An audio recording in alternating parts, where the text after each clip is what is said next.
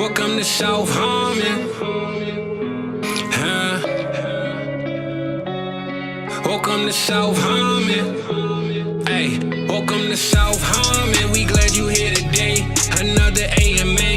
Ask me anything. Super chat is cool if you wanna pay to play. Like and subscribe, that's what we really appreciate. Let me introduce you to the tear down king. Mike McNutty, ask your questions, he'll answer anything. ATM, you know I don't put them graphics on the screen. Glad you tapped in now, stay tapped in for the team. Hey, everything is posted. Go follow the socials. South Harmon FF tag us if we get noticed. Welcome to South Harmon, we glad you here today. Welcome to South Harmon, we glad you here today. Another AMA. Welcome to South Harmon, we glad you here today. Yeah, Wednesday night AMA. Listen, this week has been so damn long, sometimes I forget what day it is, but I know. I remember today. Remember, it's Wednesday. It's my favorite day of the week. What's up, everybody? AMA, man. Hard to forget this one, you know? Hard to forget this one. Gerard Mayo, Mike. Man after your own heart here. Zinned up. Bud lighted up. Let's go. Let's go, man. Still, man. We just, we 60 out here. Maybe on the draft stream we might bust out a 66 again. Oh. Maybe. How about tonight? I'm going to need a good co-host because I guarantee at some point I'm going to take a dump. I'm going to need to leave. Sounds like a good idea. All right. I'm going to get back to this, Michael. Hit the like. What's going on, man? How you doing, Mike? What's going on with you? I'm doing good, buddy. I'm doing good. How you doing? You got the Red Bull popping tonight? No bourbon? Look at you. Oh, I got You're bourbon. a fine man. Oh, I got bourbon. Got ready to rock, buddy. We're doing Garrison Brothers, you know. I'll tell you one thing. Bottle? I'll tell you one thing. Nah, I've been a lot tamer lately, trying to keep my consumption down. But tonight's gonna get after it a little bit, you know. Man goes full time, goes soft on us. Mike, I don't actually have bourbon. It's hard to fucking get. I don't ever get to the liquor store. You know. That's true, man. We get you there. Smash that like, Johnny Detroit. By the way, day 2, Mike. I plan to, I plan to be hungover by round 3. Let's put it like that. You know, that's a tradition. Matt Dennis has anything to say about it, we're fucked. Oh, Matt, I hope you're not hearing this right now. I hope you're not hearing this. He'll be in here later. He never shows up on time. Yeah, but he'll watch it back. Unfortunately, maybe he'll skip it. All right. In a super flex, we got a question already, Mike. Might as well. In a super flex, 10-team, start 9, half point, 1.5 tight end premium, best ball. Would you trade 108 and 110 for the 103? 10-team best ball, Mike. Interesting. Let me think about this one here. Anything stand out to you off the rip here? Yeah, the second part. I know 101 and 102 are going quarterback. Oh, jeez.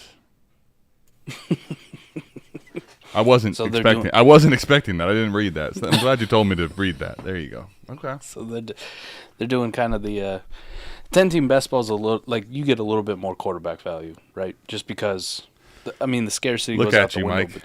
Look at you. You see what you did? It's like Beetlejuice. There's no way. I was like, there's no way he ain't here, man. Goodness gracious. Love it. We are in trouble. I'm listening. Go ahead. 10-team best ball with the quarterbacks, like they got a little bit more value, right? Because you still need those guys. Because if you gave me 4 good ones, I'm like, all right, let's roll. You know. Good luck to you, buddy. Right. Yeah. I would say though, if I do know they're going quarterback for sure, like it doesn't feel that suboptimal, and I get my choice of wide receiver 1 for sure. Yeah, I'm doing this. I'm doing it too. I'm doing it too. Fuck that. Yep. Because I'll tell you one thing, Mike. If you sat there and made the picks at 108 and 110, I can give you the best ball cases of I'd rather have 2 than 1. But can I tell you the thing about 108 and 110 in this format is, if I draft 2 of them, I feel like I'm happy if I end up getting 1. Yes. At this spot, right? Yes. So let me go ahead and just get 1 right now. Let me go ahead and get that 103, if that makes sense. Let me lock that one in. I'll just take Marv as my 1, and I'm with you. Let's do that. By the way, hey, Jay with the super chat early. He also says that he had a Shrek moment. So let's just put this up real quick. Mr. Wonderful says, I believe. And Jay puts Said I had a Shrek moment. All right. If McCarthy doesn't get first round draft capital, how far do you think he'll fall in drafts? Oh, I mean, I don't actually see a scenario where he doesn't go in the first round, if I'm being honest now at this point. If he didn't, Mike, we've seen what happens here. We're talking he better get Will Levis type draft capital unless he'll fall out of round 2. Hypothetically, let's say he goes at pick 48. I'm just throwing out a number. It's not Will Levis, top of the second, but it'll probably be a mid to late second round pick. I think it might be more on the late side too, just because this class is so fucking loaded with skill guys. And we're very down on the running back class as a whole, Adam, but this is also factoring in there's a real potential for one or two of these guys to get prime landing spots to decent enough draft capital where now they're in the mix, right? They jump from that we're unsure, I don't know where to take these guys in the mid-second to, pretty solidly late first, early second. I think pushing everybody else down. I think you're actually right, by the way. But I think what would separate it is if we want to throw out hypotheticals, which are kind of crazy. I like them. I like hypotheticals. I'm just saying, Mike, let's say that Minnesota is the one that gets him, though, in round 2. Like, I think landing spot would be – so if it's Sam Darnold and they're in Minnesota, was like, you know what, McCarthy's not really our guy, but if we draft him in round 2, now he is. I think then he'd probably go higher. I think it'd be landing spot dependent. If he goes and pick 48 and there's a starting quarterback there, people are going to be like, what the hell, right? He's going to fall. Right. You know what, Mike? Jalen Hurts had that happen. I would say with him, if he got at least round 2 capital, that's still a dude in the mid part of the second I'd be interested in. Oh, this is a good question. I got to get to this. Look at this one, man. It's the thumbnail.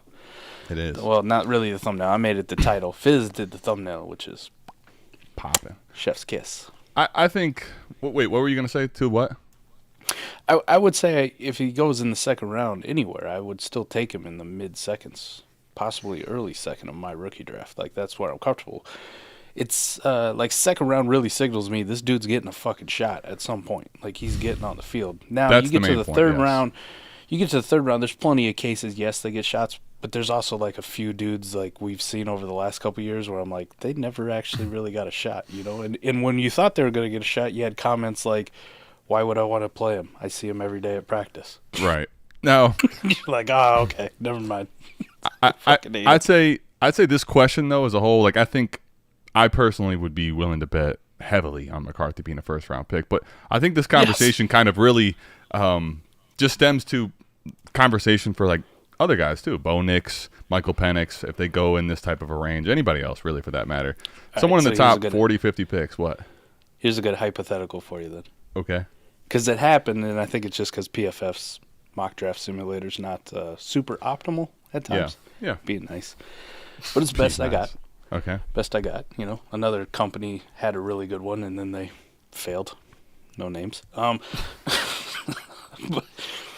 But I'll say this. Hypothetically on that one on Monday night, do you think it's more likely that Marvin Harrison Jr. falls to the Atlanta Falcons at pick 8 or J.J. McCarthy's not a first-round pick?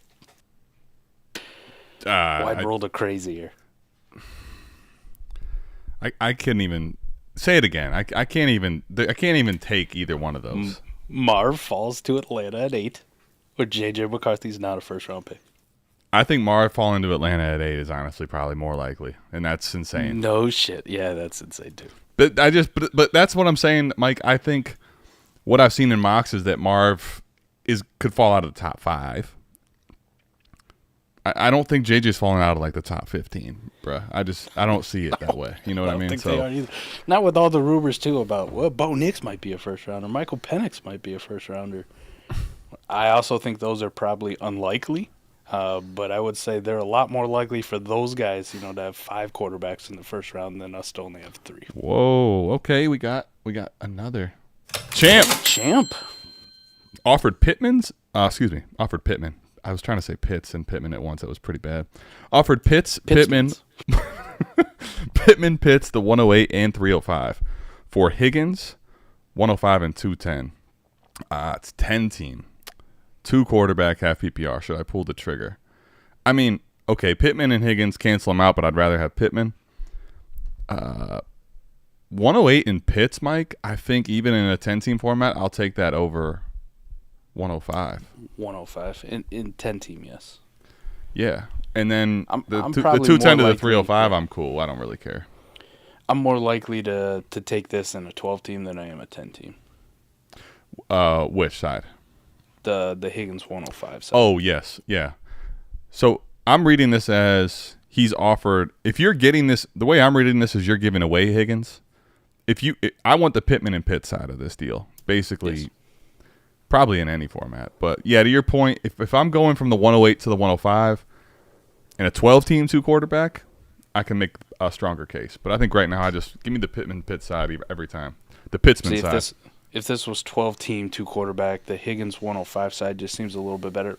I'm with you though. Pittman over Higgins, they're close if you like it. Whatever. I like probably Pittman a little bit more, but yeah. Pitts and 108 or the 105. Like, I'm okay. I'm okay going up from the 108 into the elite tier and put myself in a position for Marv or Neighbors or what should be a quarterback. To be honest. I'm still going to die on that hill, which should be Drake May or J.J. McCarthy. But, yeah, in this 10-team, fuck yeah, I just take the Pittman Pitts and the 108. Here you go. You have the 105 and T. Good luck to you. Yep, I agree with you. Okay. First of all, we should get to this. Derek Brown says, what if Jayden Daniels has been your QB1 the entire time for this draft class? It's a title. I will say, Mike, that I have had him there for a while, but I pivoted back to Caleb. And now after our 40 episode today, which is going out on Friday, I may be going – I think I'm going to be a big waffle. Mike's least favorite. He hates waffles, but I'm waffling right now. I can see it. I can see the case for him at QB1. I can.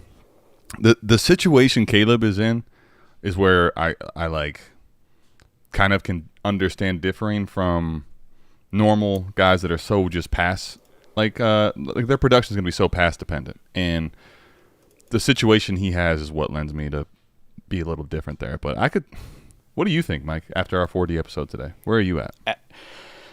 Listen, I was kind of already there. Were you? I was kind of already. I brought it up a few times.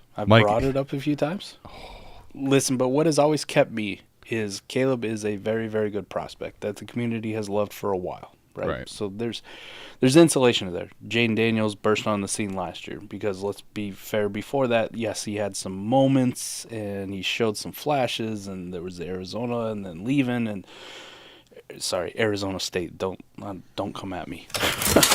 But I'll say this. I was kind of already there. I was pretty close, right? Mm-hmm. But we did the 40 episode maybe a couple months ago, and we started to look into zone coverage and where fantasy points actually came from quarterbacks. And I was like, oh, shit, that's like another, okay, kind of feeling it. And then teaser for the 40 episode on Friday, that's like the final nail in the coffin, right? The only thing that's holding me back from like standing on a mountain like Derek is here and shouting it, which I respect badly, is the fact that I just don't know where his draft capital is going to be. Like, I am 98% sure he's a top 3 pick. I'm 99% sure. Okay, I'm very sure. Okay, but.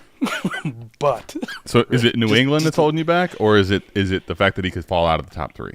I don't even think if he ended up to go into New England and they didn't even draft a wide receiver to bring in, I still wouldn't probably give a shit. Because of how he produces fantasy points. It probably still isn't going to matter. It's not ideal. The reason I ask is the Fields situation. Fields rocked fantasy to death at times, but sure did. They didn't have a good enough situation. They didn't win. The cast was fucking terrible. And exactly. The cast was terrible, and then you end up in this situation where everybody's putting blame on him, like he didn't do it, and it's like he did best he could in my fucking estimation. But hey. Right. Hate all you want. That's the reason I asked the question. That is one thing, just to hold it back just a little bit. But we get to draft night, Adam, and it's like the Washington Commanders with the 2nd overall pick select Jayden Daniels. I'm going crazy. You might as well stop the draft for a minute. I'm about to go crazy. Fucking QB1. Done. And I'm telling you, then if he goes to the Commanders, we do these mock draft shows every Monday night. They have a plethora of fuck ton of picks where it's like, oh yeah, I could see him adding a weapon here. Yeah, that's to Dotson and Terry. Fuck yeah, let's ride. Yeah, I think I'm with you too. If the pre-NFL drafts that we would do, like those rookie drafts, it was hard for me to put him at. It was hard for me to put him at 1 ahead of Caleb. But I'll tell you right now, if he gets picked to Washington Commanders, like if he checks a team that's not barren, the cupboard's not barren, and he goes to as a top 5 pick, what fantasy greatness is in the realm of possibilities for him? I'm telling you, if I knew today, or if I knew back then when we were doing our rookie drafts last week. By the way, cheers to Shane Joe, by the way. Appreciate the super By the way, yes, thank you, Shane. We'll definitely get to it. I'm rambling. But if I knew what I knew when we started the pre-NFL rookie drafts, 20 of them, by the way, for me. Like, I'm a fucking degen, savage, stand on business and conviction. But if I knew what I knew then, my 101s are my early picks, you probably would have saw a more even split of Caleb versus Jayden Daniels in selections. Yeah, that's fair. Mike, I've been pretty bullish on Jayden Daniels. I've been saying it for a while, and I think that's where there's a lot of teams, Mike, I have post-NFL draft where I have like a 102, 104, 103, 105 type things. I couldn't be more excited for those type of situations with Jayden Daniels in here, right? Like I'll just whatever you give me, I'm good with, you know? You look at the people in front of you and you give them the stepbrothers. Please fuck this up. You know what? Fuck it. Let him have it. Let him have the 101. It's a win-win for me. If you fuck this up, if you fuck with my nuts. Exactly. I'm with you. All right, Shane. We got you. Oh, he just wanted to say. He just wanted you to drink. I am thirsty, Shane. I'll have another. Thank you. Appreciate you, Shane. Let's super chat it up, though, buddy. Huh? What's up, Gerard? Bro, I'm gonna be honest with you. Gerard Mayo, I feel like, put his first trade in there, knowing he was gonna get roasted, and really took that well. Like, and he's the best fucking sport we have, brother. I feel like he's earned a special place in my heart early on. Sure. You know, like. Sure. That's exactly what we want here in South Harmon. He's in a full rebuild. Patriot right now. You reviewed my the reason he brought it up. You reviewed my Sweet Prince Keenan Allen deal. Jamar Chase for the 102. I give up the 102. I feel like I should take Marv in a rebuild. Interesting. Like, I'll tell you, I'm in a nuclear rebuild in that one, and I took Chase for the 101 on the clock. I think here it's a matter of Marv versus Chase, Mike. I don't know. That's a little different for me. What do you think in the situation if it was Marv straight up versus Jamar Chase? Quarterback. No, I know that. I'm saying if he was going to take Marv here, let's say. Like, let's just say the wide receiver versus each other for a second. We'll get to the quarterback. We will definitely do that. This was his only choice? Yes. Hypothetically? Yes. He wasn't allowed to take a quarterback with the 102? Correct. All right, I'll live in this fantasy fucking world with you, buddy. Mike, I'm answering super chats that have if McCarthy falls out of round 1. If that's fantasy Superland, come on. That's fair. It's a good offer, right? There's a lot of people that tell you just take the Chase side and move on, and I get it. Chase or Marv, I'll still go Chase over Marv. I will too. That's where I was going to say, Mike. I definitely think you could definitely pick holes and say that I should not have made the trade I made, given it was going to be a quarterback coming off the board. If it's Jamar Chase versus another receiver, Jamar Chase is so young and so highly sought after.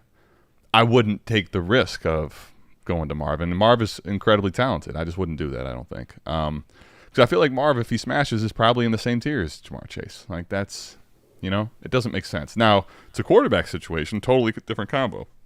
I think here, in a full rebuild, I'd have to know my market and what the team situation is. But if you got a chance to get a Jayden Daniels type runner, or if Caleb Williams ends up falling there, the upside they possess is higher than Chase. The reason I would take Chase, if you were going to argue that, is because the floor could fall out for either one of those guys. They don't have a safe of a floor. But they definitely both possess upside that's higher than Jamar Chase. So in a rebuild, I can totally make the case for taking the pick if you're going to use it on a QB.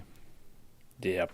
At the end of the day, though, my actual answer to the question is I keep the 102 and I take quarterback. Even if he said he already has the 101, but I'm still taking another quarterback. Oh, I see. I didn't see that part. So he has 101 and 102. You're going to take both QBs and you're going to let Marv fall out. Got it. Yep. I take both quarterbacks. I love this. Fizzle says nah. CD. Not CD coach. I love it, Fizz. Love it. He always stands on it. And I like what Debro's saying. See, he gets it. If I'm dealing Chase, I want more, to be honest. And that's where the side for Chase is that he's probably insulated in like startup value as far as he's probably not going to go much higher. Yep. But if Jamar Chase walks into a situation where T. Higgins is gone and he's getting, CeeDee Lamb type targets, whoa. But crazy. Yeah, exactly. And even with all that, still said, you're taking the QB. I still want the quarterback. I get it. I know we differ here. It's okay. By the way, this is actually pretty awesome. Does Mike always wear sunglasses inside, or did he get injured during the eclipse? It's a good question. You know that little kid from Big Daddy? And that's me. I grew up. I wipe my own ass. AMA, I learned how to spell hippopotamus. Fucking AMAs. Oh, my God. From a guy who sells falafels. Yep. I like this Mike Valeri person. I'll just say that. Mike's a badass. I love him, too. Good name. Mike, are you wearing shades inside as well? Is that what's happening here? He might. I feel like he might be. I love Debro. Debro says that you stared in the sun too long. Did you see the eclipse? No, I didn't. Neither did I. When I left work, so I left work right at about 2 o'clock my time. Yeah. And I think it was like 2:30. I was like, why is it so weirdly like dark out here? It's like you thought a storm was coming, huh? Yeah, I was like, what the fuck's going on? Just drove home, came home, did content, didn't think nothing of it. Then I hopped on the Discord and I'm like, oh yeah, it was fucking eclipse day or whatever. Cool. Sorry. My bad. Yeah, I think the pictures looked awesome. So that one picture, there was the Red. Did you see? Speaking of Red Bull, there's a picture out there, Mike. If you haven't seen it, I got to find it for you. They were planning this for a long time, and they had two Red Bull planes flying side by side, and the photographer got the eclipse like really clear and perfect in the middle of the two jets. Shit's pretty sick. Definitely the best picture of the eclipse that I've seen by far. I like the doctored video too, where they're like filming the eclipse. Oh yeah, you see the thing that looks like a fucking dragon like flying across. Like holy shit, this some fucking House of the Dragon shit going on here, man. Yep, I was in the office in New York, and like I could see what you were talking about. Where I'm like, hey man, oh this is the eclipse, but it was where we were at. You couldn't actually see it at that spot. You weren't going to get a good view of it. So I do swim with shades on, Derek.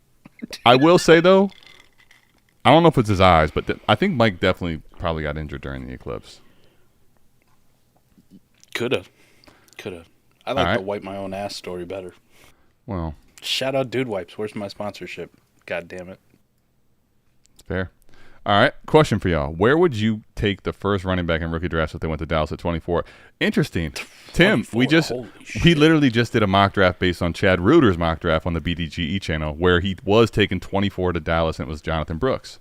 And I want to say he ended up going back to the first. I don't think I was the one that took him. I can't remember specifically who took him, but I think that's if you get Mike, I'll say this. Speaking of fantasy stuff, I don't think this class has a running back that can go in the first round, frankly. Like, I just don't think it can. I do not as well.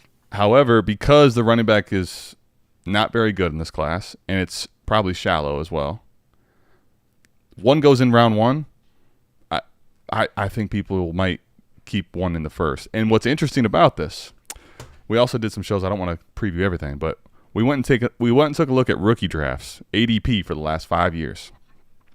Do you know what happens if something like this does not happen in this class? This will be the first time in ADP history that a running back is not in round one of Superflex drafts. Yeah, I could see it, man. Even like Sharps and stuff was a round one dude last year. Or Kendre. And guess what else happened last year? We had Gibbs and Pigeon going in the top 5, right? Yeah, so like, but I'm just thinking like no, I got you. Like the back end. Those kind of dudes, yeah, they right. Sneak up there, even if they don't have NFL round one draft capital. Fuck, we pushed Keyshawn Vaughn up to the first one time. Yeah. Remember that one? Yeah. Trey Sermon, his shitty ass. Keyshawn Vaughn was a 3rd round pick. Trey Sermon was a 4th. What are we doing? What are we doing? I would say, just thinking about it, like the top 8 feel pretty locked in. 9, Brian Thomas, or like if a Buffalo takes a receiver, like those would probably still be over the running back. This comment, D-Bro's goated. That is absolutely fucking hysterical. I didn't know I was Chuck Norris. I was wondering why it's been so cold over here, man. Sheesh. I don't know. Yeah, he'd probably definitely be in the first round. I'd say 109. Can I tell you why? Because maybe the wide receiver class is deep enough, and there's going to be good enough picks in round 2 to where people are going to have a hard time making a decision on which wide receiver they want. The running back is going to stand out as the differentiator by a mile. That's what's going to happen. So the really interesting part was, like, I think Jonathan Brooks is probably RB1 in this class. He's my RB1 right now, but it's by a hair, and I think the landing spot and draft capital could change everything. Well, the reason I say probably, because if I think in a world where Jonathan Brooks doesn't tear his ACL, I'm pretty convinced he would be my RB1. And then I'd rank everybody after him in a different tier, right? Correct. But he did tear his ACL, though. But he did tear his ACL. So it's like round 1 draft capital to the Cowboys. I still got to deal with the fact, like, does he actually do anything for me in 2024? I mean, we've seen the elite guys like Breece Hall tear their ACL and come back, but we've seen the non-elite guys tear their ACL and just kind of not really be that great the following year, right? So yeah. But how many of them? But we're looking at that kind of at the NFL level where they're mostly at least 21, 22 type thing. Not saying that that's a huge – I think the younger you are, probably the better you are with bouncing back, personally. Well, but fair, but Javonte Williams wasn't very old when he tore his. Nope. But guess what? Javonte Williams also still plays for the bum-ass Broncos, right? This is J.K. Dobbins wasn't that old when he tore his. And then he tore his Achilles, so – well, that fucking ended it, but you know what I mean. Yeah, he also was a fucking idiot. Like, I'm sorry, JK. You know I love you. If you're listening, I know you never will be, but like what he wanted to play week 1 so bad. That was the dumbest thing. Like, just recover. He kept trying to force it, and that was stupid. But you're right. Like, there's been plenty of guys that haven't come back and been him, and Jonathan Brooks hasn't shown anything either. So I'm with you. I get you. I just think in this class, if you wanted a running back, Jonathan Brooks is probably the one I'm taking despite the injury. And then if you give me first-round draft capital, like, it's not even a discussion anymore. I could tell you, though, hypothetically with that situation, I wouldn't take Jonathan Brooks in the first round. Oh, I'm not taking him at 110, 111, 112. I'm with you. I wouldn't be taking him. I'm just saying I think that's where his ADP will be. Like, he'll go there. Maybe like 203, but that would lead me with 0 Jonathan Brooks shares. I was going to say, all that says is that Mike is out on Jonathan Brooks. It doesn't say anything It doesn't else. say I'm out on him. It says that I like the other guys who could get, round 3 draft capital. And it says you're out on him based on he'll never be there at the 203 if he's the 24th pick off the board. Right. There you go. That's what that says. All right. So he didn't like how he thought it. I said it with a ... He wanted to finish up. I like this. You can't be so thirsty for a damn running back, Barry says. Oh, man. Wait, I messed that up. I was trying to keep D-Bro's comment there. Wait a second. You fucked this all up, man. Yeah, I know. Well, that's Mike. Are you surprised? Come on. Yeah, I am. Okay. I expected better. Honestly, you're not necessarily wrong. You should expect better. All right. Now you got it? I do. All right. So, you can't be so damn thirsty. Well, we're always thirsty, Mike. As Mike took a big, huge sip of his cup there. I'm big and thirsty. For a damn running back in this dynasty landscape of eroded value, when vets can be had for significantly cheaper with the pick, you would foolishly consider taking a running back in the first. I'm assuming he's saying when there's 8 fucking guys just like each other. Pretty much, man. And I don't know who the fuck's going to be it. NFL draft capital is going to be the determining factor. But even then, like, if you got guys, say, a round 1 running back, you got a round 2 running back, I'm kind of with D-Bro with his comment in there. I'll just fucking wait 7-8 picks and just take the cheaper guy. Oh, yeah, I'm waiting too. But the case is, I can tell you what's definitely happened. You say they're all the same. Like, there's 8 guys that are all the same. Look at last year's class. We liked Kendre. We liked Sharp. First round draft capital means at some point they're getting on the field. Like, yeah, a lot of times these day 2 guys, day 3 guys, there's no guarantee they get on the field at any capacity. So that's I'm not saying you should take him in the first round, but that's why it's a massive difference. And there's a massive difference, I think, Mike, with a first round running back, even if the prospect level is the same and they're drafted in round 3. No matter how much you love Jaylen Warren, man, Najee was still fucking playing more snaps than him. And Jaylen Warren was hella efficient with every time he got it. People were like, he's efficient. I'm not going to tell you he's not efficient, but guess what? It's not happening. Najee ain't going away. As long as you're not like Clyde Edwards-Helaire, fucking terrible. Mike, even Clyde Edwards-Helaire got many chances. You remember week 1? Clyde Edwards-Helaire week 1? Like, don't allow your recency bias to let you forget what the fuck happened week 1 with Clyde Edwards-Helaire. All right? Which week 1? Because I also remember rookie year week 1. But I know what you're talking about. I remember his early start where T-Rock thought he was the next coming again, right? Like, I know he fucked me in the past, but did you see what he's done this beginning of this year? I know he's taken nothing but shovel passes to the end zone, but fuck, I love him. That's what happens. I mean, yeah. But the point was, Mike, at that time, Clyde Edwards-Helaire, there might have been an actual little, like, zip up in value after week 1, for sure. Yeah. And then it all cratered. There's very few running backs in this fucking space anymore. I treat with projected anything beyond 1 fucking year at this point, right? Of course. Now, I mean, I don't think it's happening. 2, I wouldn't take him in round 1. I'm just telling you that I understand. I understand why someone's going to do it. It just won't be me. I got 3 dudes. There you go. Draft him doesn't mean keep him. I think that's another point, Johnny. Like, there you go. Yeah. I wouldn't be trying to hold this that asset where you drafted it and keep it for forever. That would be. But I also don't want to draft it and then get stuck with it. That's a good point too. Know your league. I ATM, is Deshaun Watson a good buy low, or should I leave him with the masseuse? Damn. That's harsh, man. Caleb came in. Caleb came in swinging. Jiminy Christmas, man. Hey, what about after today? Looking at that old spreadsheet, where you at on Deshaun? Bring back the Fields? I was talking about, well, I got bad. I was talking about this to one of the guys in the office the other day, and Mike, I just feel like the problem is this for me.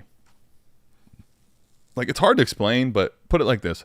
If you were an elite athlete, a quarterback, whatever position, you're playing in the NFL, you're playing a pros level sport, how long have you not played the sport at your max? Like, how long have you simply not played? Injury, all that stuff. Deshaun Watson now played 6 games last year. 6 games the year prior. The 6 games in the year prior was like in the middle of the season, and you could tell he wasn't right. He was short arm and shit. The ball was hitting like 4 or 5 yards in front of receivers at times. Rusty as fuck. Mike, but here's the thing. That point that you just made, rusty as fuck, like, that's also that year was after missing the whole season prior to that. I think sometimes, like, quarterback to me is it's a rhythm and feel position. Mike, I don't know that he can ever just guarantee get it back and be an elite quarterback. That's where I'm starting to worry is he has had a lot. I don't think you would just lose gifts, but I also don't know if you end up being an elite quarterback again, given all this time off. That's my worry with him, honestly. I don't have any of those concerns, actually. Okay. So you think he's a good buy low? I think he's a great buy low. Right? Okay. 6 games last year. One of them barely played in, the Indianapolis game. The other game, week 2, wasn't very good. QB 27 on the week. But outside of that, QB 5, QB 10, QB 9, QB 14. For sure. And he doesn't cost them prices. No. No, he doesn't. Might cost you Bryce Young.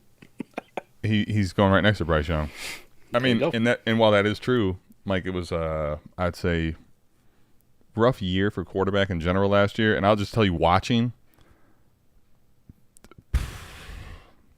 almost all those weeks, Mike, did not ever give me Watson's back. Fuzzies? Watson is back. I've seen glimpses, Mike. I have seen small windows inside of a game where it feels like he's back, but that's not saying much in 2 years. So, is he a good buy low? I think he's a fine quarterback 3 purchase. Like, if you can get him at that type of a price, if you can get him for, I don't even know if I can send a very late first this year, like a 111, 112 or something like that. I'm definitely cool with something like that. But the reason I think I'm a little bit lukewarm on it is I don't know that he actually ends up becoming a difference maker again at the position. He could just end up being a placeholder for me, like a super flex option, and that's fine. I just don't know that he has the upside anymore. We'll see. I think he could be a very good QB2. Like a quarterback 16-ish type thing. Even better. I'm talking like 13, 14. Okay, so you think he could almost become like a back-end quarterback one then? If I'm just looking at last year, yes. There were times throwing the football was not that impressive at him, but the one thing I can tell you for 2024, like at least last year you threw out the one game where he barely played that counts against him. Mm-hmm. He's rushing for like 30 yards a game, man. Yep. 30 yards a fucking game at the quarterback position is going to lead you to an awfully high floor, where if you just fall into, completing a few touchdown passes here and there and keeping your job, you're okay. You're okay. You're going to put up fucking QB2 numbers, elite ones. So that's kind of where I'm at with him. If I get anything more, it's pure gravy, and, everybody will hate it because it's Deshaun Watson. Can I tell you that I can tell you that actually kind of, it's interesting you brought that up, and now I'm almost even more concerned. Oh, God. Can I tell you why? Jesus. Okay. He's got the 8 carries a game. I don't know what the fuck's wrong with this guy, but he apparently can't handle 8 carries a game anymore. Jiminy Christmas. This guy, Mike, 1 week he's going to play for sure. He's going to play for sure, and then Sunday, he's out. Mm-hmm. He got that guaranteed money, and now he's getting hurt all the time. Let me just tell you something. I know if you're not from Cleveland, you might be looking at me crazy. I'm telling you, there's something about the water up here, all right? This man could be toast. It's Cleveland, all right? They don't call us the mistake on the lake for nothing. I'm going to buy some Deshaun Watson off you, buddy. Make you feel better. Please do. Please do. Buy a few. Absolutely. Red. Let's see what Red said. He's an NFL QB. We are all so proud. Savage. The shitheads are strong. Shitheads are strong. They're strong. Wait, they come hot. There was a question here. You think so? The guy with Kyron has 101 with a gutted team, and I would hope it's possible. Where's the question? There it is. All right. Gavin. What running back could you get if you trade the 108 and JSN and a 10-team one quarterback? Ooh, one QB. I don't actually, in one quarterback, even think 108 and JSN gets you Kyron. Yeah, that's kind of shitty. I just feel like the difference in draft pick value in trades in one quarterback and Superflex is just wildly different, especially like outside of top 3-4 picks. You know what I mean? 108 in this class and a one quarterback is what, Mike? We're talking. I mean, there's a world Brian Thomas isn't even there. If I'm doing this deal though, like I'm aiming for Saquon or Jonathan Taylor, otherwise I'm just fucking piss off. You'd rather hold anyway? I'd hold on to JSN in the draft pick. Right. I get you. I'm just saying that I understand your point too. I'm not saying that like I just mean that Kyron Williams right now is probably valued by most people as a top 10 running back in Dynasty. And in a one quarterback league, I don't think they're trading that away for pennies. Right. What they perceive to be pennies. And what all of a sudden, a lot of people are telling you that JSN's a very big, giant red flag. Fuck them, man. Well, that was harsh, but yeah, I mean it. Fuck them. I know you do. Don't yell at me like I'm the person that's telling you. I haven't sold any JSN off. I'm just the messenger. I feel like Mike gets all like Spartanish on me. The messenger. It's the messenger. He's right there on the edge, and he just kicks him straight through the head. This is Sparta. It's Wednesday night AMA. But you know what? Yeah, fuck them. Like, okay, fuck damn. them. Anyway, madness. Madness. There you go. Wednesday madness. I think I probably, Mike. I can understand even trading it for Kyron. I probably think that you're one, not going to get it, and two, you're probably better off holding if you can't try to go get a guy like Saquon. I'm with you. That's the tier I'm shooting for. And so Jonathan Taylor, Saquon Barkley, Anybody else? Chris Obviously, McCaffrey's out of your realm of probably gets. The guys ahead of those guys are not. That's not happening in one quarterback. Forget no it. to A-Chain, no to Kenneth Walker, no to ETN. I feel like the thing is that's where Kyron, if you're someone that's bullish and you put him ahead of those guys, like that's probably the only other option you have if you really wanted to make this trade. I'm not, so to your point, I'm not doing that for A-Chain. I'm not doing that for any of these other ones. So if like Kyron's the one you're bullish on and you wanted to do it, I can understand it, but I'm with you. I would try for Saquon and I would try for Jonathan Taylor. He says, I have stupid depth at wide receiver, just trying to get out while I can. I mean, in 10-team 2, you got to try to juice the position. So go ahead, and if you're really deep at wide receiver, you got to try to find a way to juice up the running backs. I think Saquon and Jonathan Taylor, if that's the scenario, even if you have to trade for a little more, like those would be the targets that I'd want. Toss him a second or some shit. Yeah. Here you go. Give him another one of these depth wide receivers you got. Some turd. How about this? How about this? All right. We pop it. We got lots of hypotheticals here in this chat. Just watching this conversation. Let me just say simply, philosophies presented by the South Harmon crew like warp and understanding roster construction relative to format and scoring do not feel acknowledged in an underdog draft. Well, I can tell you, buddy, we're still pretty niche, all right? Underdog drafts get pretty out there, you know? A lot of coverage on them. Wait, what? Which is good. Does that mean that running backs are going higher? I would imagine they probably are. Which you can make a case for. I would actually just say that PPR format. But the other thing too, Mike, is like Superflex and one quarterback are so different. Like running backs, I think to me in a one quarterback I'm gonna probably push up the board even further than in Superflex because it's really just wide receiver and then what? Like at what point do I just continually draft down that wide receiver like pool? You know what I mean? There's no quarterbacks going early. Considering the amount of entries I had last year, I did fairly successful in Underdog draft, just drafting off a warp. And about half of those was when I had the philosophy switch. Like I was going off a warp because the running back line in that format was higher. Like it was higher than the wide receivers. Oh, you were actually drafting according to the line. Got it. Yep. The problem is when you get in those drafts, nobody else really, at least in the early part of the draft, also follows that. So you find yourself taking more suboptimal wide receivers later as like a backfill and missing out on like the elite guys that you feel very safe with. So the switch I made was like make sure in the first round probably, unless there was a superstar running back there, to go ahead and take the wide receiver and then start hammering running backs later. No, I held it like a champ. It was close. Let me just say, Mike has never run out of here as soon as the stream was over as quick as he did there. But bye. He didn't. Bye. Michael Wilson? Yeah. Give him Michael Wilson, baby. He's yours. Who gives a shit? Yes, please. I mean, I'd even, give him Zach Wilson. Give him whatever Wilson needs to be thrown in, Except Garrett. Russell Wilson? Yeah, Garrett Wilson. Don't do that. Don't do that. Don't do that. Don't do that. Oh. Okay. Don't do that. All right. Underdog's an interesting beast. It is. I mean, also, like, the thing about Underdog with no waivers, like, it's just this is your draft. Not the early parts, but the later parts, you have to draft accordingly, right? Like, yeah, you have to fill out certain. At least that's probably what he was talking about with the roster construction. Like, I want to hit certain thresholds and check marks.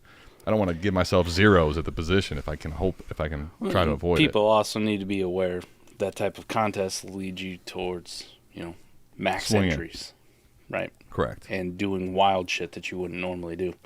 And that kind of stuff, when it hits, it's different than playing in a fucking normal 12-team league. It just is. It is because I got to deal with fucking Johnny over here who went fucking nuts and took a quarterback in the first round. But it may fucking pay off for him in the end. But he's not doing that every single draft, right? It's much different. It's much different than when you're facing just 11 other people. It's like, I'm trying to build the best team I possibly can. A lot of them people in there are just like, fuck it. This dude. It's the same reason that when I do March Madness brackets, you get so frustrated. Because you can put all the time and effort into thinking about how you want to do it. and you got somebody in there who's never watched a college basketball game in their life, like, ooh, a cowboy could beat up a bear. Taking this team. Fuck. How the fuck did you predict that? And they end up winning and winning. They haven't watched anything. Terrible. No idea. No. Yeah. Speaking of terrible, with all the charges against Rasheed Rice, what do you think his outlook will be fantasy in the NFL? I mean, I'm not concerned. Yeah, I love how they come out and they word like they always put these hot button words in, which is fucking hilarious to me when I'm like breaking down an article or a It's my tweet. favorite part. Right. A warrant out for the arrest, right? Like you got to make sure you put that part in there. Well, no shit, motherfucker. You don't. If they bring charges against you, there's a warrant that's going to be presented. I don't give a fuck. Like you got to put it in though, like it's something special. Like it never happens. But they also. I feel like they also put it in as if like he's running, like right. He's not trying to go in, so they had to put the warrant out. Get out of here, man. Stop. Like he's not going to show up with his lawyer. He's not complying with the authorities. Stop. Where they're not going to fucking arraign him on the charges and then let him go the same day. Thank you. Here you go. You're good to go now. Anyway, I don't know. With something like this, we talked about it. I believe I said I would be shocked if it ended up being a full 6. So that's more the extreme side of it is what we've seen for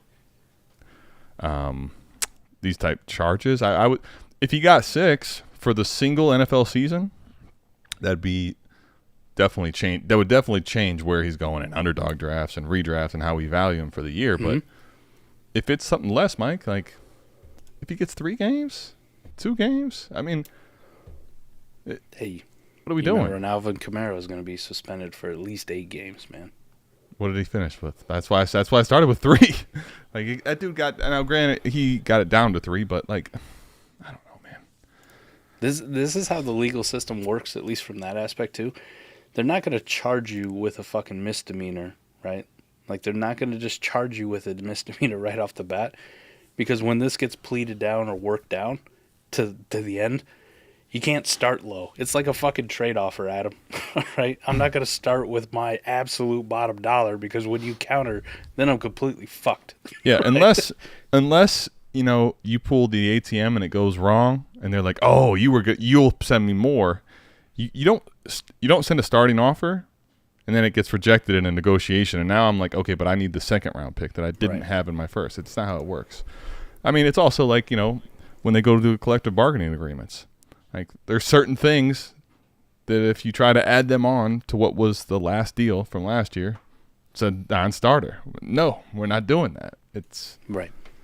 What we've seen, what the information we have, I'm not that concerned. What's his outlook? What's his outlook going to be? I don't know. If he plays, Mike, if he has a suspension of anything less than 4 games, yeah, I don't really think it moves. It doesn't move it for me, honestly. Like even in a redraft league, Mike, probably his ADP will come down, but I would be drafting him almost the same.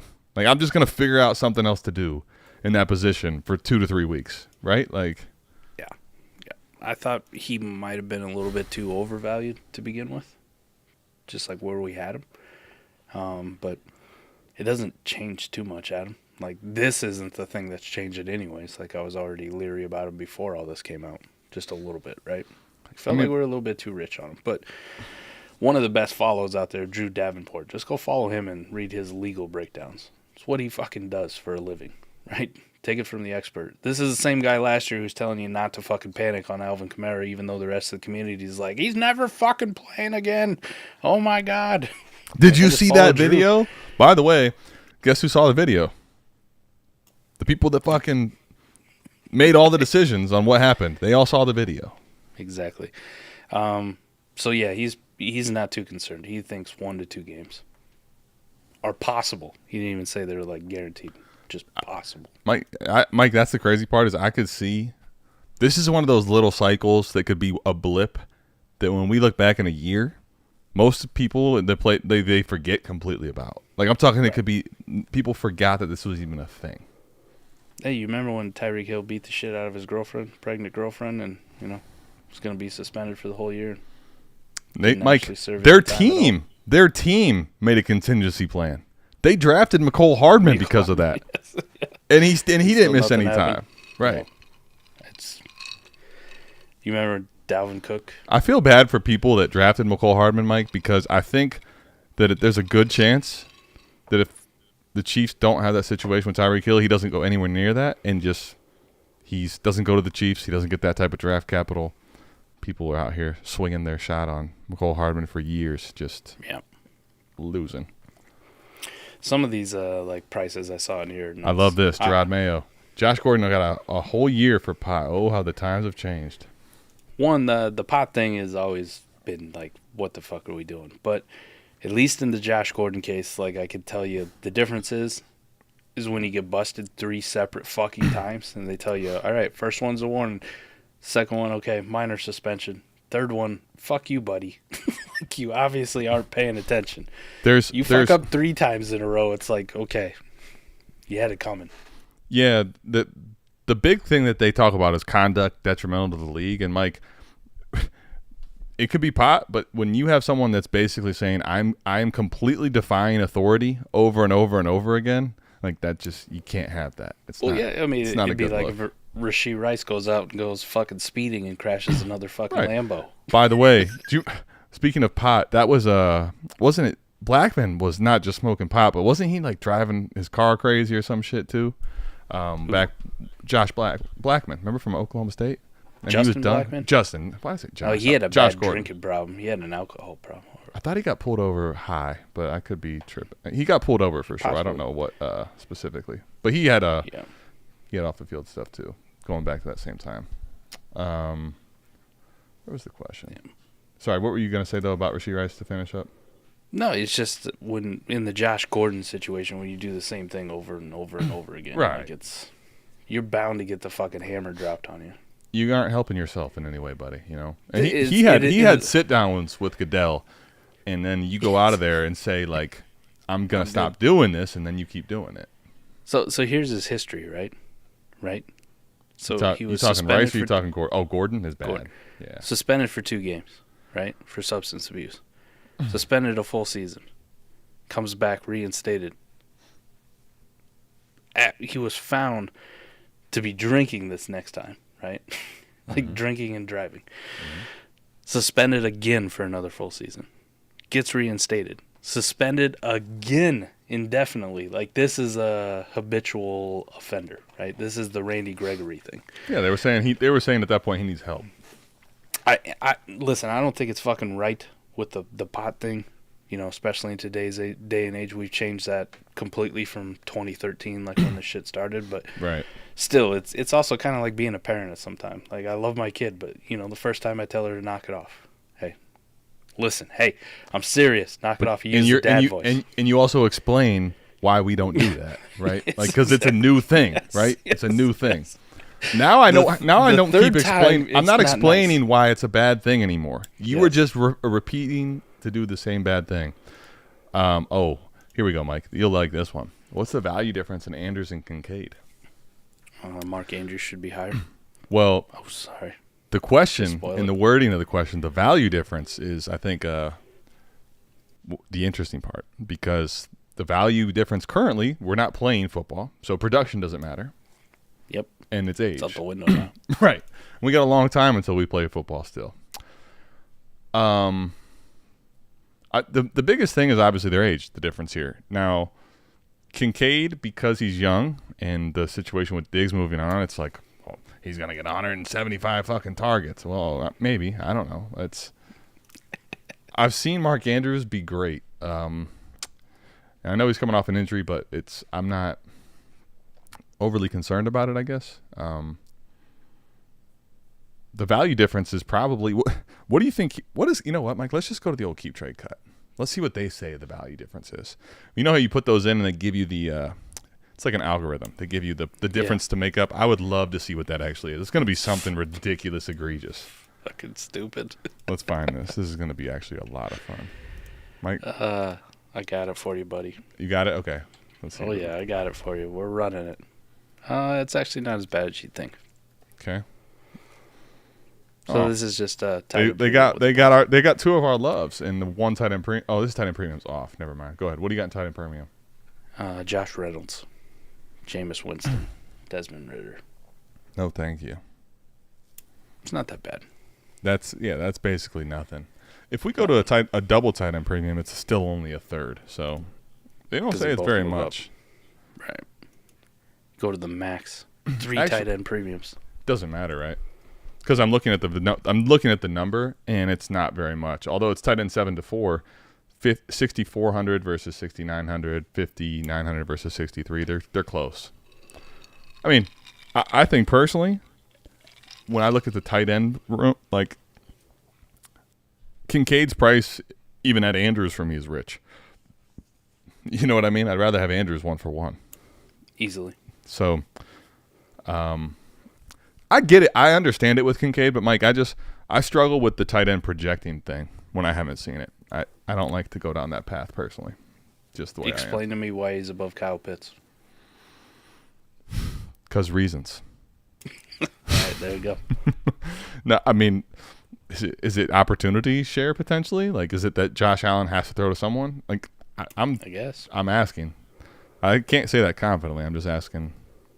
How do you make this? How do you make the case? He's gonna pass Brock Bowers.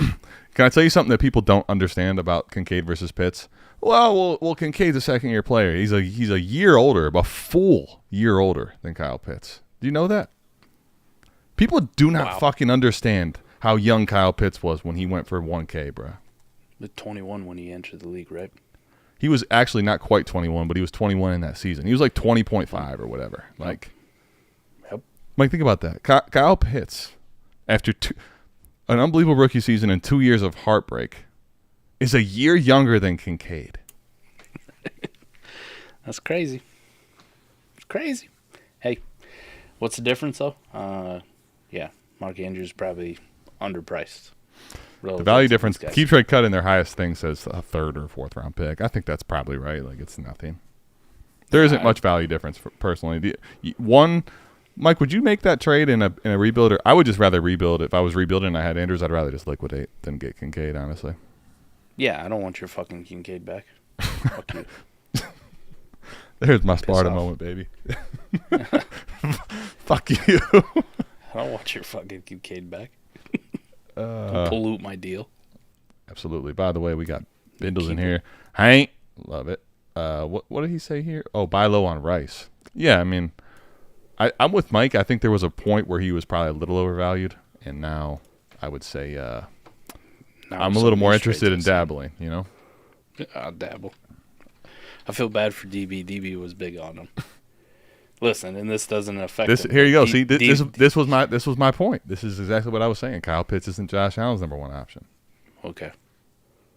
I'm just telling you what people might say, and he gets mad at me. Might get mad at Ryan Foley. All right, Ryan, I'm not mad at you. I love you, by the way. Thanks for stopping by. But man, I think about too. Like, nobody even knows who the fuck Dalton Kincaid is if Brant Kuthi doesn't get injured 2 years ago. But here we are. Sorry, not fucking sorry. Here's the world we live in now. Brant Kuthi is in this draft class, and nobody gives a shit. And guess no what? one fucking cares. And guess who everyone loves is Kincaid. Kincaid might not be after the draft is over, to be fair. It's true. Okay, we got to start 12, though. Let's get a start 12 question. You know the other reason in that C2C league we had the share of Dalton Kincaid 2 years ago in a C2C league is because when we did the startup draft, Adam, I thought I was drafted Brant Kuthi. I just picked the Utah tight end. Like, I didn't know his actual fucking name, but I knew the Utah starting tight end was pretty decent. And good thing we didn't. Gone. Good thing we didn't get him. All right. Just saying, like, we lucked into one of our few Dalton Kincaid shares. I think that, Mike, I was actually looking on the lab. I think that's my only one. Just that C2C league we co-manage? I think so. 12-team Superflex, TEP. Start Hurts, Kyler. Running backs are poop. Love that. What a good. You got running backs are shit. They're all over the screen. Waddle, Watson, Judy, Pitts, Kincaid, Ferguson. He's got picks 101, 103, 104, and 525 first. Someone offered him Olave and the 111 for the 104. What would you do?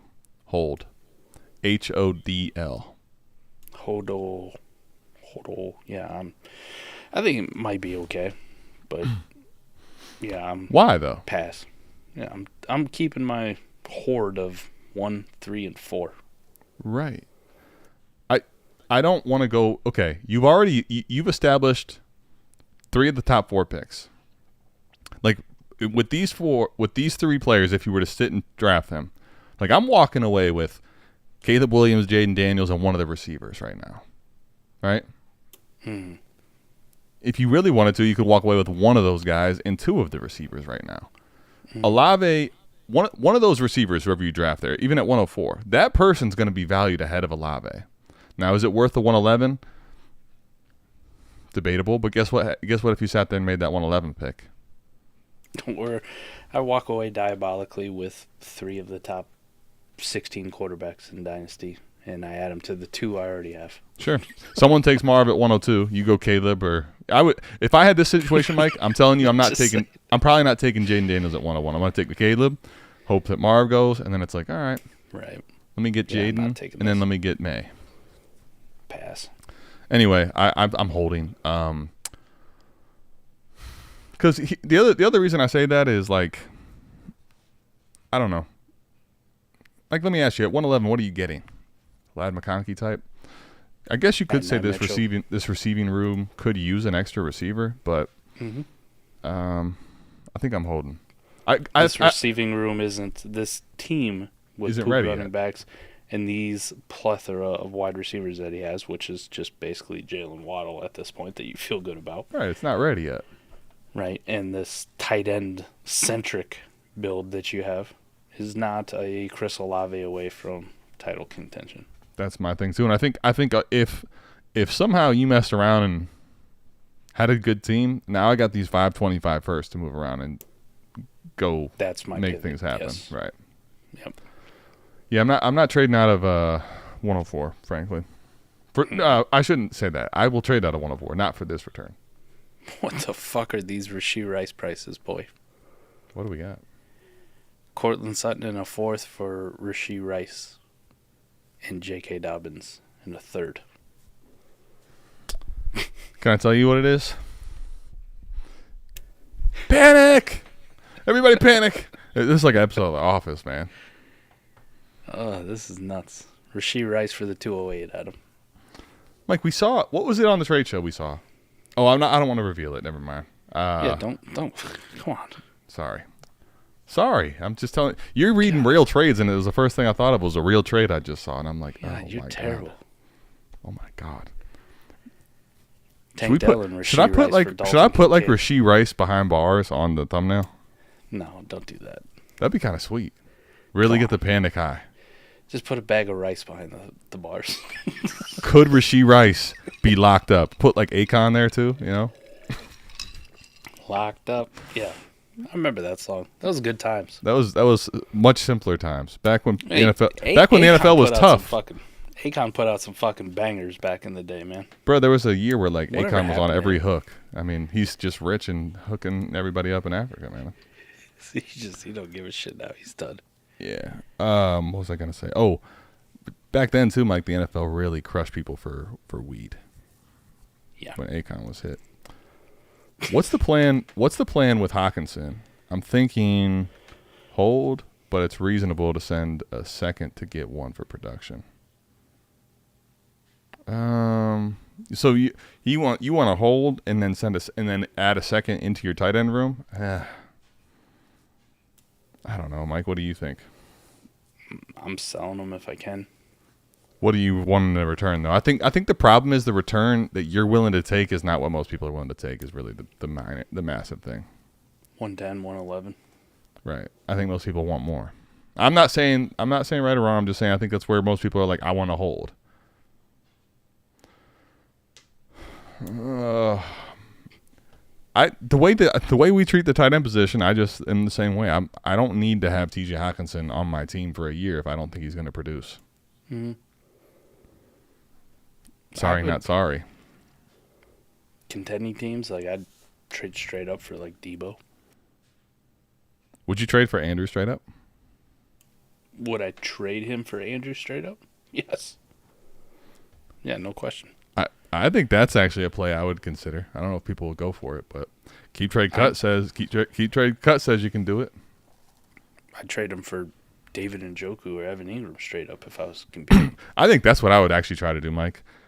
instead of if you can send a second for Ingram, like even an early one, I think that's what I'd be trying to do. Is can I pivot down to Ingram and get even a? I bet you might be able to get a second back or a third back with Ingram. Yep, probably can. Yeah, go get you some Evan Ingram, man. People are criminally disrespecting Ingram. I feel like, Mike. Ingram is just going to be turning 30, and he's being drafted behind guys that he outproduced and are older than him. It just why? Why do we hate this man? I don't know. And guess what? And Calvin Ridley just left. Bye. Gabe Davis came in. Oh no, we're all scared. No one's scared. You shouldn't be scared. I don't understand I don't understand Evan Ingram going outside the top 7 rounds, Mike. I got an offer for my Evan Ingram here just recently too. How great was it? I tell you, it was pretty shitty. It's from one of our favorite people. You remember that Max guy? Max Fire? Max Fire. How could I forget? Max Fire, right. The one who was convinced that Cam Newton was still the truth in New England, even after they drafted Mac Jones. Bro, that was pretty wild, actually. He never even played. He never played after that. Remember they cut him? No. Yeah. Let me rephrase. Not just he didn't play, they cut him before the season started. He argued with me ad nauseum about that in the league chat, which was was when Max Fire was fun. Now he's now he's tame quiet. and doesn't say anything. Right. My Evan Ingram, this is best ball league. Okay. With a half-point tight end premium. I don't know. We might start 2 tight ends in this league too, I think. Is that AAF? No, Snake Balls. I can't remember which one of those is the 2 tight end one. But either way. No, Snake Balls is, I think, 1 tight end. Single tight end? Okay. Tyler Higbee. It's a good start. Torn ACL, Tyler Higbee. Yeah. Rico Dottle. Oh. That's a good one. Yeah. And Chuba Hubbard. So I set up the counterback of Evan Ingram for his Deebo Samuel, which he swiftly rejected. Like I can say that sounds exactly like a Max Fire offer. It's a perfect Max Fire offer. No, I think if you can get Ingram, Gavin, for a reasonable price, I'd be willing to do that. But I don't think that you have to, or that it's necessary to like hold on to Hawk as when he's gonna be back and fully healthy, that he's guaranteed to be the tight end 1 in production anyway. Like that's the way I kind of view it. Right. So if you can get a Njoku, a Ingram, hell, even a Schultz to get you by, like that's perfectly fine. I just don't think I have to hold Hockinson. That's, I guess, the best way to answer that. What do you got, Mike? Oh, man, I turned down some bangers. Okay, 1 quarterback, Mike. Kyle Pitts himself. Let's go. The unicorn is back. See, he's back, baby. He saw the thumbnail. He's here. 1 QB, PPR, start 9. I have A.J. Brown, Ayuk, London, Addison, Godwin, Reed, Pickens, JSN. Can only start 5 wide receivers. Any advice? I have the 106 and roster Bijan Gibbs on any running back on a 53 after. Tight end, of course, is you. You would be rostering yourself. I think here's the advice. You got to try Superflex. I'm telling you, it's the way. It'll change your life. But no, in all seriousness, I'm sorry. I had to. That was nice. I had nice. To. In all seriousness, this is what happens in 1 quarterback. The Superflex options don't come in and kind of make a wider array of ways to like value assets. And you're just never gonna be. You can never tier up in 1 quarterback, Mike. That's what most markets aren't gonna let you do. And you're gonna have a roster like this. Because here's the thing, what Mike, in this format with what I know it's 1 quarterback, so we don't know a lot. We don't play it a lot. Like to me, packaging Godwin, Reed, Pickens, JSN, like all of them probably doesn't buy you a stud. An elite stud. You know what I mean? I would say for us, yes. It'd kind of be hard. But there might be somebody out there. Right. And I don't know if you need to go over the top, but like my initial thing was take Godwin, Reed in the 106 and put that shit together and just start at the top and see what else you need to. And if somebody was like, hey, I need JSN too. Okay, here you go. Right. I'm trying to upgrade that wide receiver. Right, your running backs are fine. Who gives a shit? Buy fucking running backs later. You'll be okay. You got 2 really good ones. You don't gives a need. fuck? We're starting 9, and you have 2 of the top 4. We don't need more. You're good. Right. Like, I want to make A.J. Brown, Ayuk in London. Like, or, if Pickens were to break out or whatever the fuck it is. I feel like you're already in a good spot because you have 3 top 12, 15 receivers. With London getting a QB now, I feel really good about this room. But to your point, I would love to snowball all this crap. I shouldn't call Addison crap, but guys that don't have the same punch power into one more of those type players. CD, Chase, Amon-Ra. Can I tell you what I would do? I'd go to the lab, and in that league, I mean, if you want to put this in here, Pitts, I'll tell you what I mean. I'm looking for people that have taken on deals, and I'm looking to literally see, is there anybody in your league that has taken on some trades which are actually allowing you to tier up? Like, can you find someone that was willing to play ball with multitude of assets? If you can do that and pinpoint that, who that fucker is, that's your guy. Who's taking a bunch of quarters for $1 in the past? And here's the thing: I got 5 quarters for you in this time, right? Mm-hmm. That's what I'm trying to do. I'm trying to find the person in my league that is willing, and then at that point, you can have a roster versus roster conversation. How we skin the cat, right? How do we make this happen? I do understand though. Sometimes you get in these spots where you have so much depth at them, and like nobody wants to fucking play ball with you. That's exactly. I've seen it in one quarterback. And some can I tell you the other thing too? If you can't get it done, don't like go so severely over the top that you're making a dumb deal. I feel like a lot of times in this type of league, everybody's looking at their team. Think about it. It's shallow. Start 9. So everybody has a good starting roster and probably has a couple guys on the bench they're okay with. Let some chaos happen. Let some people get some feathers ruffled, and then we might be able to play ball a little bit differently too. Everyone's looking at these starting rosters right now, like, oh, I'm good, I'm set. Okay, we'll see. If I was him, would you be interested in like a Tyreek? Because that's going to be a much cheaper 1,000%. acquisition. Yeah. Tyreek's probably your single best target right now, unless someone's just a truther that has him. Yeah. Shout out Akon. Yeah, let's go. Shout out Akon. The random shit that gets brought up on this fucking show sometimes. That's the best part about AMA, Like, let's relive the past. This sends me down a fucking rabbit hole trying to figure out what Akon's been doing for the last 20 years. Akon's got it made, brother. He's swimming in all that money, He is. Rebuilding. Big into philanthropy. Yeah, I was going to actually say that. Interesting. You're over there.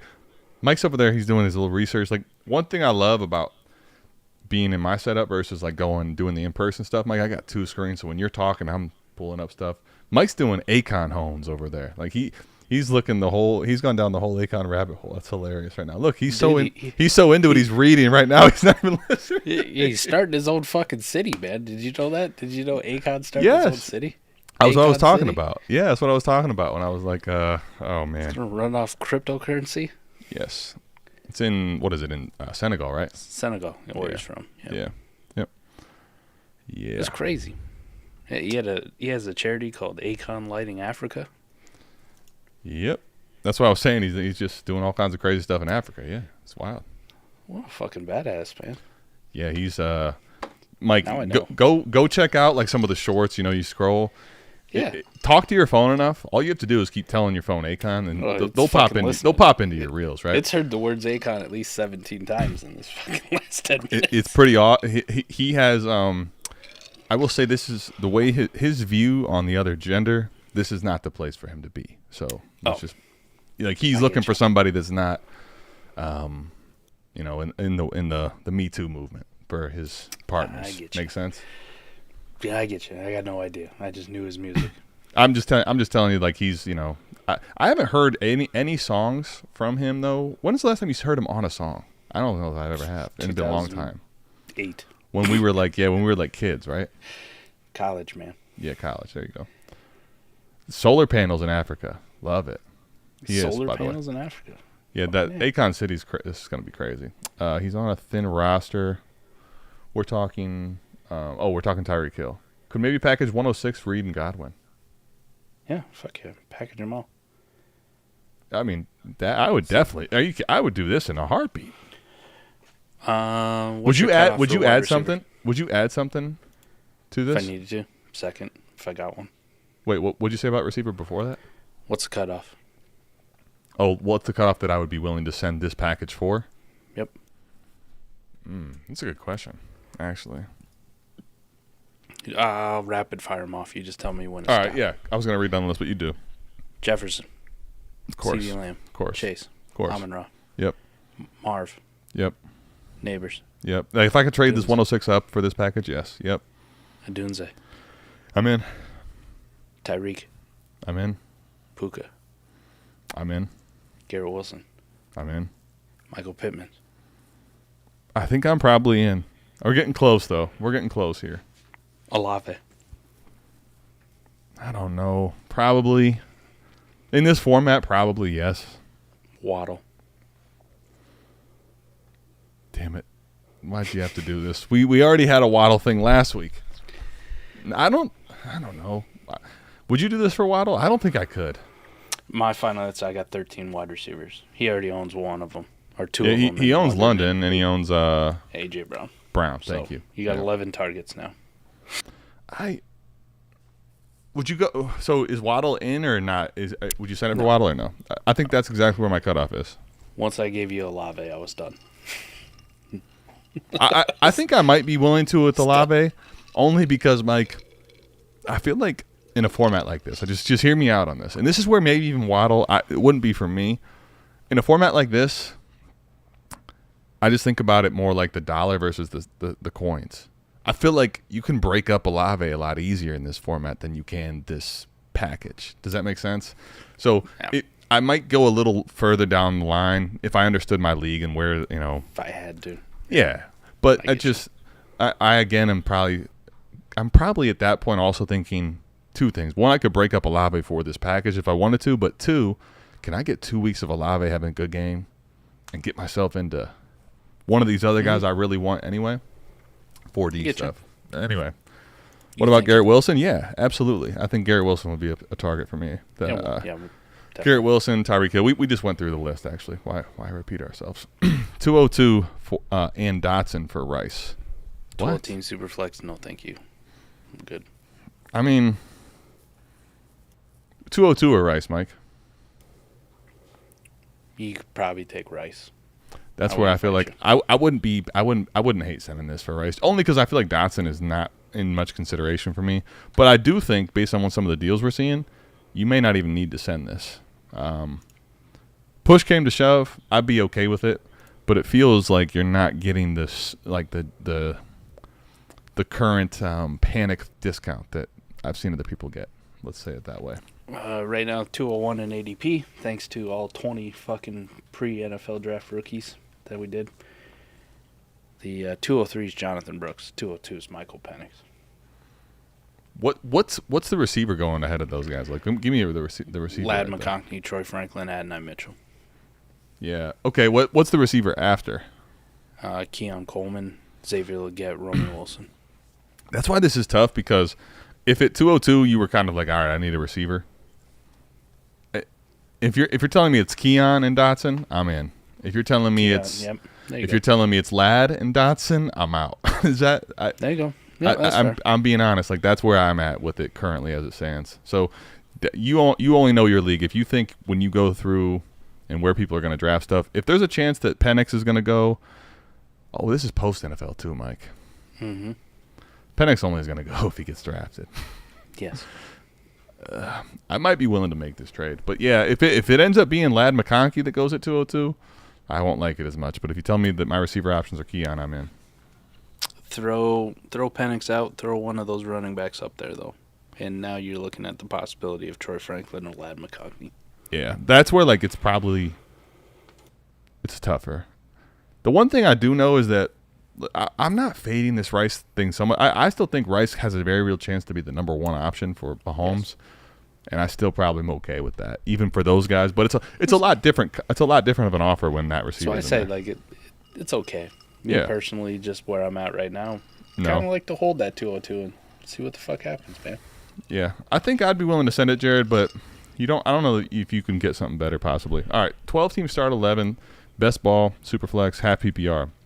Give Puka, get Gibbs plus. I mean, if you get Gibbs plus, I think probably in best ball. And then he listed off the pluses. Oh, those are the plus options? Mm-hmm. Bruh.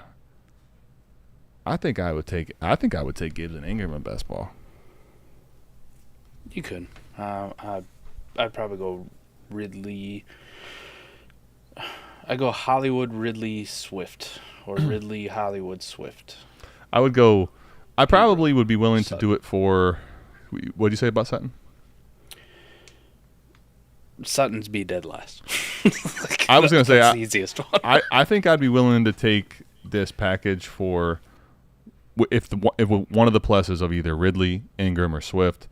Sutton, I'm definitely not doing. Hollywood, depending on how you feel about Hollywood, I can make the case for. And in best ball with Patrick Mahomes, like opportunity for 3 spike weeks, easy. I mean, he could hit them deep. So Puka's dope. He's nice, but Gibbs is one of 3 fucking running backs I feel real good about for at least 2 years. Johnny Detroit, how do you end up getting? I'm just very curious. How do you end up with the avatar that you have? End up getting Gibbs plus here? Like, someone explain this to me. Somebody's not knowing their league mates. Exactly, man.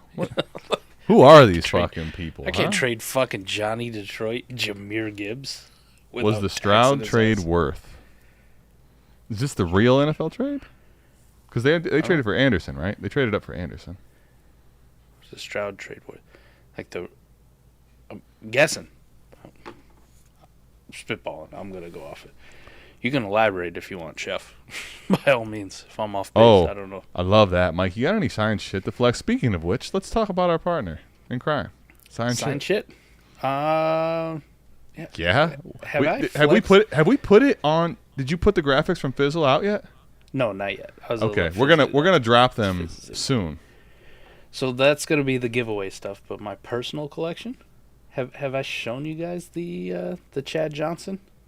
No, you told me you ordered it, but you haven't showed me. Yeah, pull it. Grab the Ocho. The Ocho. Hold on here. ESPN the Ocho.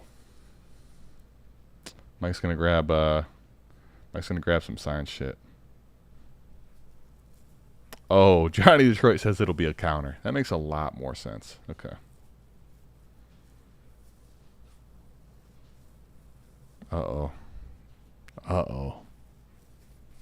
I'm pretty sure this is the one because it's an authentic on the field and it's heavy as fuck.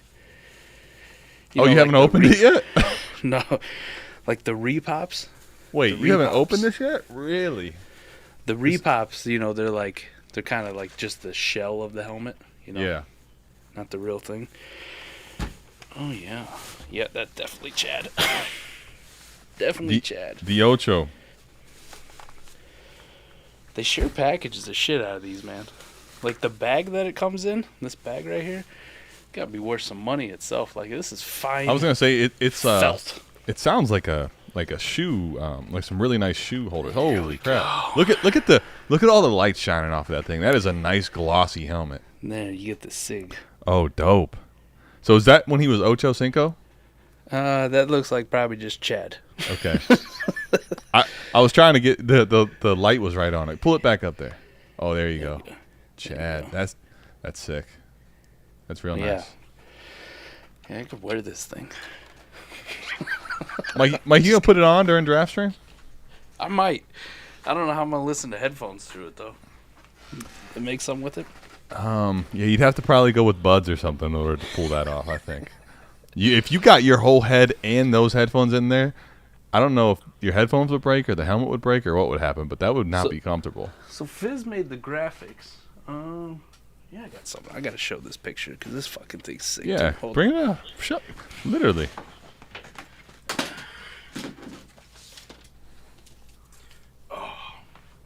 I'm telling you, man, go check out Science Shit too. Mike's not got his headphones off, but they have box breaks that you get an opportunity to win some crazy stuff, and you can search in there if you want something specific. They have some crazy good stuff. Mike, did you get that Chad Johnson? Oh, that's a giveaway, by the way. That is a draft stream giveaway. That's a draft stream giveaway. Jonathan Saylor. For those that don't know, absolute legend in Wisconsin. Yeah. Absolute legend in my heart, too. Damn. Damn. It would be all right, man. That's actually man. That helmet though, like, did you get that in a give one of those boxes? Not giveaways. One of the breaks. I was just gonna say, talk to people. I think the breaks are under. Like, if you have something, if you have a specific piece of memorabilia you want, I can understand if you don't want it. But if you're someone that like is into getting some cool collectibles and you don't want to just have like one specific. Oh, yeah. The breaks are 100% a way to go, man. Because you can end up getting some really dope stuff, and the breaks cost like a quarter of what you'd pay for something outright. So there's they got a double box break going on right now, right?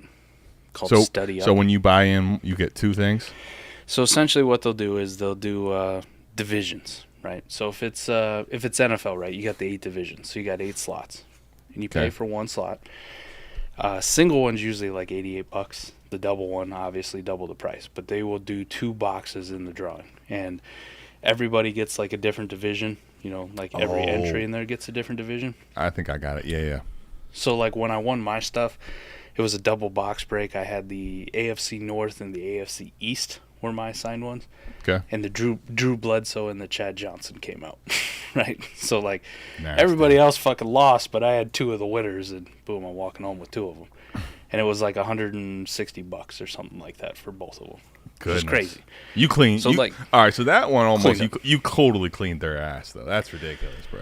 They got this college break going on right now, double box break. Adam, like, just listen to some of the Are you about to signs. get in? I feel like you're getting in right now. I might. Listen to some of the signed shit that they have. LaDainian Tomlinson, white TCU helmet. You had me. I thought you were going to say white Chargers one. Like Tim Brown, Notre Dame signed helmet. Really? College, these, like, That's because they're college, like, sick. I'm really in. Andre Johnson signed U helmet. U? Black. Black? Champ Bailey, Georgia Bulldogs helmet. Champ Bailey was the GOAT, man. Reggie Wayne, the U helmet. Damn. These OJ are all Simpson, clean. USC. I kind of like that. Deion Sanders, Florida State. Nah, that one. The Seminoles Deion Sanders is crazy. That is crazy. Warren Sapp, the U. Dick Butkus, Illinois. If you are a Miami Hurricanes fan, this is your break. You got 3 chances? Eric Dickerson, SMU, but it's a modern SMU helmet, like they're metallic. The new metallic red. Jerome Bettis, Notre Dame, golden helmet. Wait a minute, how many are in this break? This is hell of them. Peyton Manning, Tennessee, orange alternate helmet. Odell Beckham, LSU. This is a great. Jay is good for one of these every episode. The Roger, they got a Roger Staubach, Dallas Cowboys quarterback from the 70s. Mm-hmm. It is the 2-bar face mask, like the kicker version now. Let's go. And it's got the number on the side from Notre Dame. Or actually, I think it was Navy. Roger played at Navy helmet. I like I like the OG stuff. Adrian Peterson, OU. That's a really good break. Their college break is fucking pretty good, man.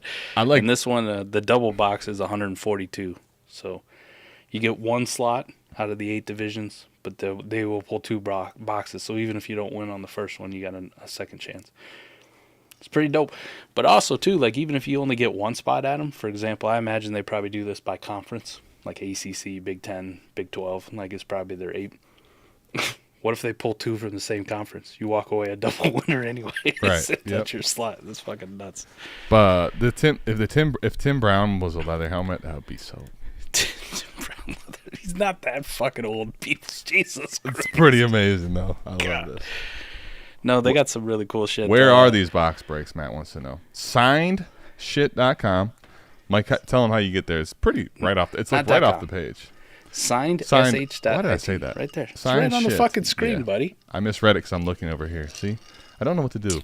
Signed shit. It's their NFL ones. IT. Just go check them out, too, because the NFL ones that they're giving away for their Diamond box break, Jamar Chase, Reggie Wayne, Lawrence Taylor, Sauce Gardner, alternate Jets midnight helmet. So you saw that Jerome Bettis one. I know I've shown that one on air. Yes. How it's that lunar. They call it the lunar eclipse like version. Yeah. Where it's like the white, the alternate. The Sauce Gardner Jets one is like white helmet with the green Jets. Oh, fucking nuts. Now, make sure to, when you get there, you'll see, it says today's lives breaks. You can hit see all.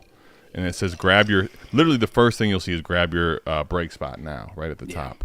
But make sure when you go to this page, whatever you're buying, or whether it's a spot for the break or you want to actually buy something straight up, make sure you put Harmon 15 in there because you'll get 15% off your first order. Yeah. The Aaron Donald's also a Lunar. Devontae Adams, Trevor Lawrence, Peyton Manning, and Joe Montana. Dub. Nuts, buddy. Yeah, I got in I got in one that was just like a hodgepodge of like stuff. So you always win something. You are not guaranteed to always win. No. The real cool thing I like about it is they have signature points, right? So for every $1 you spend, you get rewards points, and they will give you like free shit, like free entries, right? They will give you free entries. So even if you lose, you're still winning. Still winning. It's just Catalonian wine mixer. I love this. That's Catalonian wine mixer. Let's go. Yeah, they got everything, man. Pow! All the major sports. They got a big baseball box break going on now too. I'm a big NFL guy though, so. Are you saying pow or pa? Pow. Yeah. It was under international waters, so they couldn't prosecute. That multi-sport one, that's how I won that Mike Tyson punch-out. The fact that you got a Mike Tyson punch-out is just absolutely ridiculous. I'm getting it framed, man. It's going to take a little bit, but I'm getting that fucker framed. It's getting hung up. Swear to God. It's so dope. By the way, he said, whatever. Drink, fellers. Well, you got to put that in the original super chat, Corey. I mean, just valedictorian, you should know. He should know, but I'll tell you, Mike, as I'll just drink, because anytime he sends one, I just feel like it's the thing to do. Yeah. Love you, Corey. We're going to see you real soon, buddy. Expo. Yeah, I'll see you in hell. Adam, the Expo's 4 months away. Did you know that? Yeah. You know what's crazy, Mike? Is as great as it is to feel this close to the NFL draft, when I'm a couple weeks away from the Expo, I can't sit still. I'm just... Yep. Hey, I'm so excited.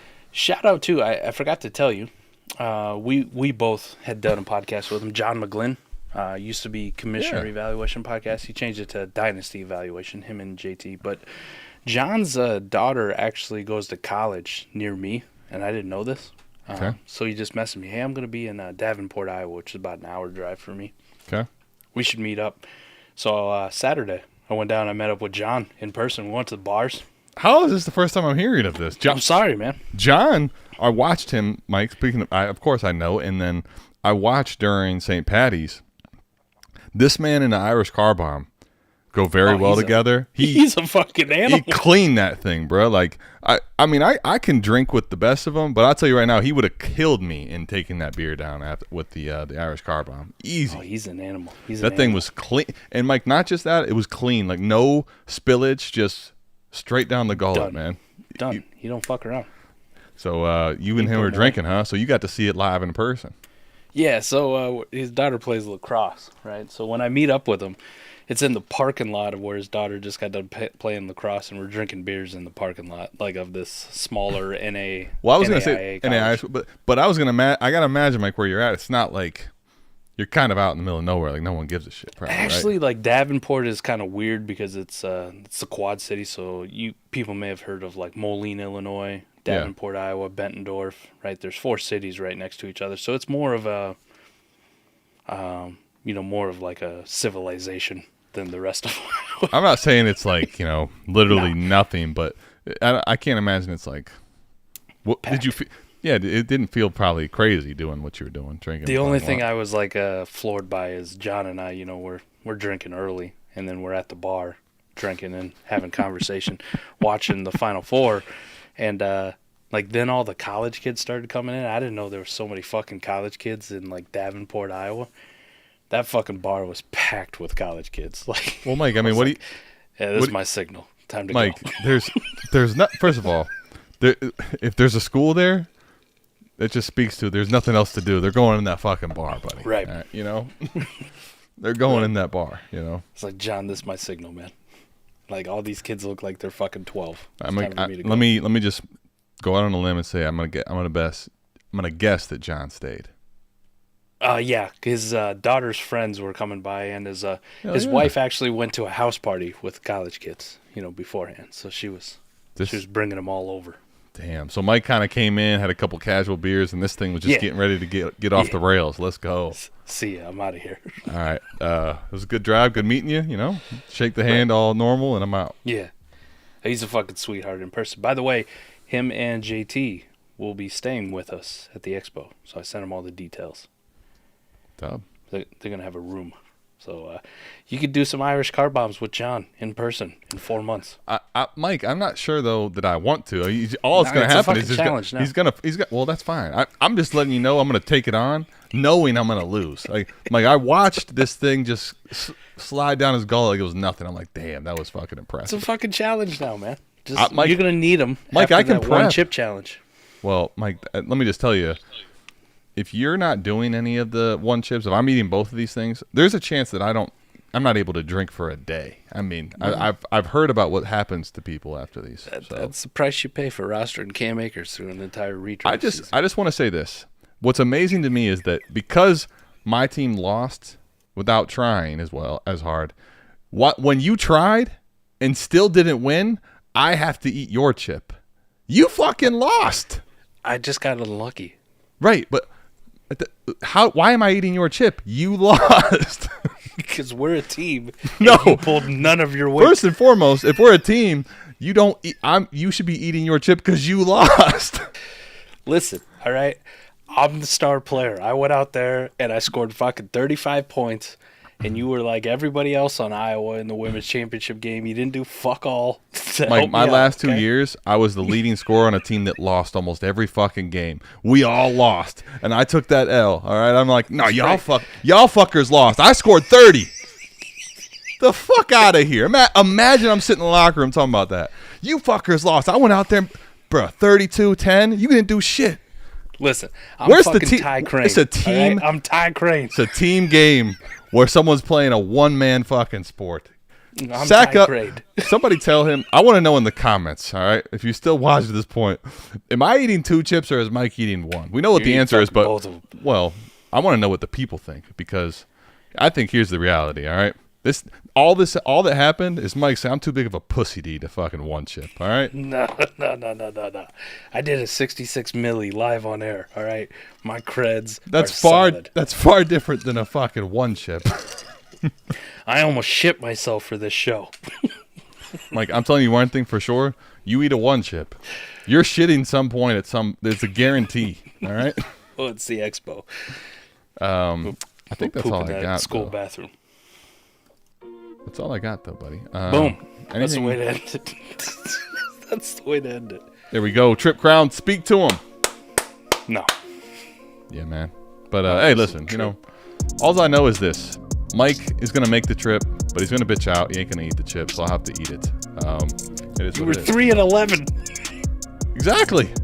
I lost. 3-11. I lost. Mike, do you know what Ricky Bobby says? If you ain't first, you're last. Dad, I lived my whole life off of that. Well, hell, son, that don't make any sense. You could be second, you can be third.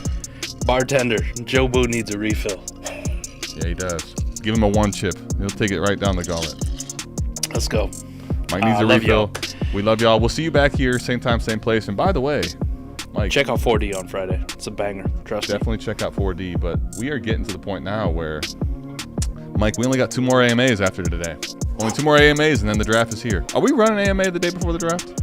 Yeah, fuck, why not? We ain't missing that. I'm just making sure. I'm just making sure. Listen, I took off Thursday and Friday too that week, so we can go extra long on AMA on Wednesday night if you want. I can sleep through the night, buddy. I'll be in New York. I'm ready to roll. Let's go. Let's do it. Rock, buddy. Let's do it. Well, anyway, we got 2 weeks of AMA, and then the draft will be here. So we'll see you back here, same time, same place, next Wednesday for AMA. We're out of this thing. Fast, fucking fast, boy.